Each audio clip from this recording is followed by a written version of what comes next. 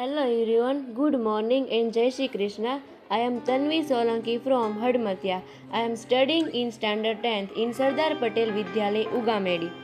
Wishing you all a very happy Diwali. I am here to speak about Diwali, the festival of lights. Diwali, also known as Deepavali, is a famous Indian festival.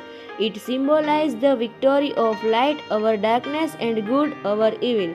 This festival is the victorious return of Lord Rama to Ayodhya after 14 years of exile. People decorate their homes with diyas and colorful rangoli. People worship Goddess Lakshmi and Lord Ganesha on Diwali. Diwali is celebrated by lighting lamps and bursting crackers. It is the festival of love, unity and happiness.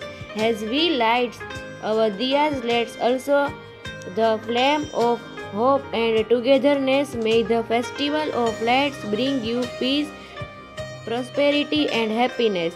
Where there is light, there is a hope. Wishing you all a joy Diwali. Wishing you all happy Diwali behalf of Sardar Patel Vidyalay. Thank you.